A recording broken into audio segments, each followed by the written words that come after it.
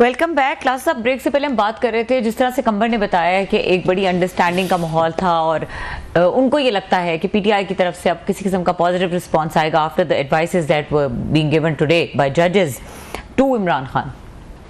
मेरा नहीं ख्याल कि खान साहब जो है ना वो इतनी सारी मुश्किलात जो समझते हैं उन्होंने काटी हैं और दोबारा बैठेंगे डिला करेंगे। अगरचे रास्ता उनको कोई नज़र नहीं आ रहा, अदालतों पे सबसे ज़्यादा उनका भरोसा था, डिपेंड था और अदालतों ने उनको बहुत सारा रिलीफ भी दिया। लेकिन उनके जहन में एक चीज़ स्टक है जो ठीक भी है कि माजी के तजर्बे ये हैं कि जो कुछ उनको रिलीफ मिलेगा ना अदालतें देंगी, ना पार्लियामेंट देगा, ना लोग देंगे, ना कुछ देंगे। उनको रिलीफ देगी तो फौज देगी।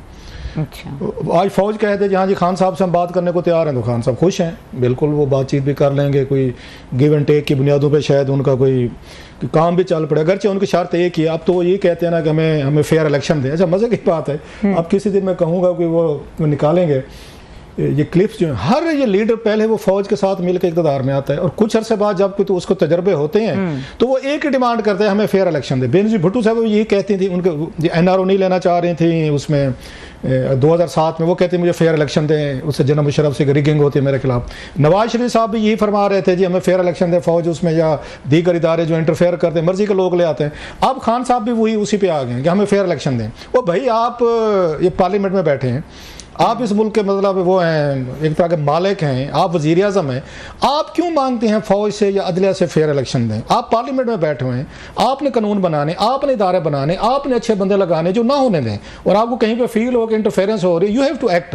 अब ये जो है जो अपना आर्मी चीफ भी ये लगाते हैं, DGI भी ये लगाते हैं, अच्छा पहले जजेस भी ये खुद लगाते थे, अभी भी आपको पता है कि इनका शेयर होता है जब बैठते हैं, जुडिशल काउंसिल बनाती है। तो आप लोग अभी तक ऐसे बंदे नहीं लगा सकते, चुन सके कि जो आपकी इलेक्शन में वो ना करें, इंटरफेरेंस ना हो, और आप ये कहें जी कि हम अपनी उसे क्लाउड से हम वहां से जीत कर रहे हैं। एक जो ज्यादती किया ना इन सियासतदानों ने, मानेंगे तो नहीं क्योंकि उनको अपने अपने गिरोह बने हुए हैं, उनके जत्थे हैं। मुझे यहाँ पर इस्लामाबाद में 25 साल हो गए, उससे पहले मैं रिपोर्टिंग अगर मुल्तान में कर रहा था, मैं फॉलो भी करता हूँ साहब से, इससे पॉलिटिक्स से या इन चीज़ों से, अपने मुल्क के हालात से हर एक को दिलचस्पी होती है। मुझे याद है हमारे बचपन में उस वक्त अखबार आते थे हमारे घर में, हमारे भाई लेकर आते थे, सो एक इंटरेस्ट तो रही है।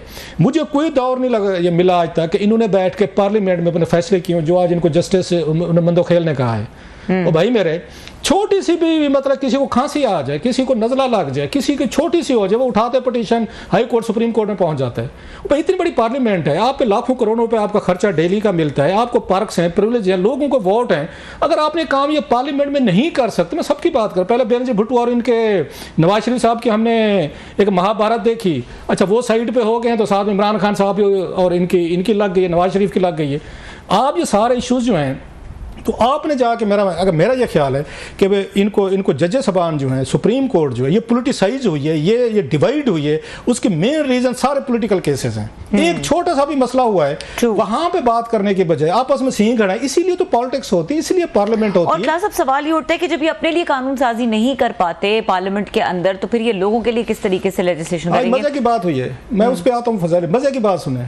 उन्होंने कहा जनाब कि थर्ड एम्पायर जो है ना वो लगा दे चेयरमैन ने। जरा अब मतलब ये खान साहब को फैन क्लब उन्होंने ये कहा है कि मेरे टाइम पीरियड पे नैब मेरे कंट्रोल में भी नहीं था। अभी थोड़ी देर पहले आप कंबर को रेफरेंस दे रहे थे, खान साहब के कंट्रोल में नहीं थी। ये जस्टिस जावेद इकबाल का इंटरव्यू पढ़ा, उसने कहा खान साहब के अपने दौर में आप पूछे इनके 15 स्कैंडल है, हमने फाइल किया, अरशद शरीफ हमारे शहीद दोस्त ने किए, एक कोई रेफरेंस आपने बनने दिया। जस्टिस जावेद इकबाल साहब ने फरमाया था कि अगर मैं वो करूं इनके रेफरेंस बनाऊं, उन्होंने जावेद चौधरी साहब को इंटरव्यू दिया है, वो उसमें एक्सप्रेस में पड़ा हुआ है, उसकी कोई डिनाइल नहीं आई।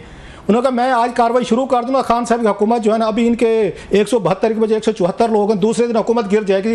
इनके 10-15 वजीर तो स्कैंडल में इन्वॉल्व हैं, जो इनके अपने दौर के स्कैंडल आए थे। कोई एक वजीर पकड़ा गया था और सारे के सारे अपोजिशन के लोग जो 15-20 जेल में थे और नैब ने पकड़े थे। तो नैब किसके कंट्रोल में था? नैब इनके कंट्रोल में नहीं था। फिर तो उसके बाद तो इनके 8-10 वजीरों को जेल जाना चाहिए था। गंदम स्कैंडल आया, चीनी स्कैंडल आया, पावर स्कैंडल आया, या आपका आटा स्कैंडल आया, इंपोर्ट स्कैंडल आए, और खान साहब के अपने दौर में आए थे। इन्होंने किसी को टच किया? ये FIA की इंक्वायरी थी, मतलब चीनी वाला स्कैंडल जो था इसमें सारे मुलविस थे। तो आपके दौर में नैब को तो जरूरत ही नहीं थी, कोई मुखालिफ बाज तो नहीं किया था आपका जिसको आपने जेल में न डालो। मैं मानता हूँ ठीक डाला होगा।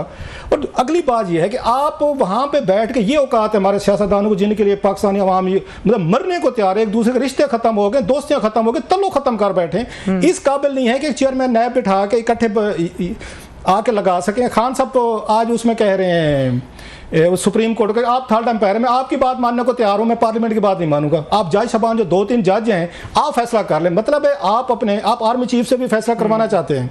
आपको याद है जब 2014 में धरना लेकर आए थे खान साहब, उस वक्त अंपायर कौन था? उस वक्त जनरल रहील अंपायर थे। ये रात को यहाँ से गाड़ियों पे सवार हो मौलाना कादरी साहब और इमरान खान साहब उधर GHQ गए थे, वो नवाज शरीफ से नहीं मिलने को तैयार थे। जरा जहन में रखें, ये हमारी मेंटालिटी देखें, पैटर्न है कि ये पैटर्न है कि मैं उससे जनरल रहील से मिलूंगा, वो थर्ड अंपायर है, वो उंगली खड़ी करेंगे। अब आज भी वो कह रहे थे कि ये सुप्रीम कोर्ट थर्ड अंपायर है तो ये हमें चेयरमैन नैब लगा के दे दे।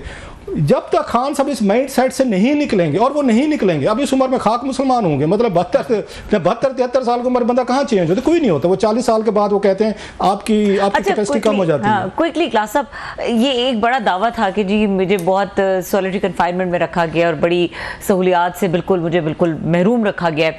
जो पिक्चर्स आई हैं अब या तो वो झूठी हैं या जो खान साहब कह रहे हैं नक्शा खींच रहे हैं वो मेरा इस पे बड़ा पुराना स्टांस है, मैं अभी भी कहता हूँ। उनकी ये तनकीद एक साइड पे, जो उनका एक फिक्स्ड माइंड है ना उनका, वो अपनी साइड पे रख दें कि वो कहते हैं खान कल्ला ही काफ़ी है और मैं छेकड़ियाँ मेरे बाद क्या मत है, इसको छोड़ दें। अब इस पे आते हैं फैसिलिटीज़ पे। मैं पहले भी ये बात कह चुका हूँ, आज क्योंकि जिक्र में फिर कह देता हूँ, जब आप प्राइम मिनिस्टर नहीं रहते इससे बड़ी कोई सजा कोई नहीं होती। आप उनको करीब से लोगों को नहीं जानते, जो हल्ला गुल्ला हटो बच्चों, आपका एक प्रोटोकॉल है आपके, मतलब बड़े बड़े लोग जो जब फन्ने खां बनते अरबपति आपके सामने यूं करके बैठे होते हैं कि छोटी सी एक फेवर लेने के लिए किसी ने वजीर बनना है, सफीर बनना है, मतलब एक पावर है ना, एक कलम के जरिए आप लोगों की उसमें जिंदगियां बदल भी सकते हैं, तबाह भी कर सकते हैं। You can do anything. आपको फील होता है अपन ही भगवान है, ये आपकी बस सोच होती है पूरे, ये हर प्राइम मिनिस्टर की होती है, मैं सिर्फ खान साहब की नहीं कह रहा। ऑल ऑफ सडन आपको प्राइम मिनिस्टर हाउस से उठा के जेल फेंक दिया जाए, आपको घर भेज दिया जाए, बेनजीर चले गए, नवाज शरीफ चले गए, नवाज शरीफ साहब भी जेल में गए थे, खान साहब भी गए जेल में। इससे बड़ी अजियत कोई नहीं होती कि you are no more a prime minister. अब आपका हट्टो बच्चो नहीं रहा। मतलब मैं तो कहता हूँ खान साहब को मैक्सिमम आप उनको फैसिलिटीज दें। अगर मुझे तो हुआ है कि उनको एयर कंडीशन भी नहीं है उनके पास इतनी गर्मी में। अब या तो खान साहब खुद कह दें कि ये फैसिलिटीज मुझे नहीं चाहिए, क्योंकि खान साहब कहते थे कि मतलब वो एक दो कानून नहीं होने चाहिए कि आम कैदी जो वहां पे रह रहे हैं जो 7-8 हज़ार, उनके पास फैसिलिटीज नहीं है, ये सारी जो है खान साहब के पास है। लेकिन आज खान साहब को आप ये बनी गाला में रखें, उनको जमान पार्क रखें, मतलब मुझे कह दिया जाए कि आप इस्लामाबाद से बाहर नहीं जा सकते, लीव अलोन के उसको एक कमरे से बाहर, एक कमरे को छोड़ दें। मुझे कहे इस्लामाबाद से आपने बाहर नहीं जाना, मैं हफ्ते बाद बीमार हो जाऊंगा, मुझे मुल्क से बाहर नहीं जाना, मुझे तो अगर लगेगा बहुत बड़ी कैद में आ गई। It's all about state of mind. So Khan साहब को सारी फैसिलिटीज दें, मैं तो इसमें हक में हूँ, आप उनको दें। मुल्क के वज़ीर आज़म रहे हैं, बहुत बड़ी पार्टी और फॉलोइंग है उनकी। ये चीज़ कहना है कि उनके पास एयर कंडीशन है, मतलब नवाज शरीफ साहब को तो मिला हुआ था, जिसका खान साहब ने कहा था जाके पहले मैं उतारता हूँ, ठीक है उन्होंने बात की होगी, उतारा तो नहीं था। खान साहब को एयर कंडीशन दें, बड़ा कमरा दें, ज्यादा फैसिलिटीज दें। मैं तो इस हक में हूँ जाती तौर पर, कोई भी प्राइम मिनिस्टर हो, ये फैसले बाद में होते रहेंगे। It's all state of mind. So Khan साहब को ज्यादा से ज्यादा बड़ी उनके लिए सजा है। बिल्कुल, ये मेरा ख्याल है, ये मेरा मानना है। जो जहनी सजा है ना, एक बड़े लेवल से, एक पेडेस्टल से, तख्त से नीचे आना, आम आदमी की तरह हो जाना, इससे बड़ी सजा कोई नहीं होती अगर लोग समझें तो। ये फैसिलिटीज का इससे कोई ताल्लुक नहीं है। अच्छा क्लास, अब ब्रेक का वक्त हो रहा है और ब्रेक के बाद हमने बात करनी है जनूबी पंजाब के कुछ ट्रैफिक से रिलेटेड। नासिर शेख साहब जो ट्रैफिक एक्सपर्ट है हमारे साथ होंगे, उनकी रिपोर्ट है जिससे बड़े खौफनाक किस्म के स्टैट्स हैं कि 5 माह के दौरान कितने एक्सीडेंट्स हुए और खवातीन जो हैं वो कितना शिकार हुई इन एक्सीडेंट्स का, और कितने जो हैं वो इंजर्ड हुए। सो इसके ऊपर बात करेंगे डिटेल से इस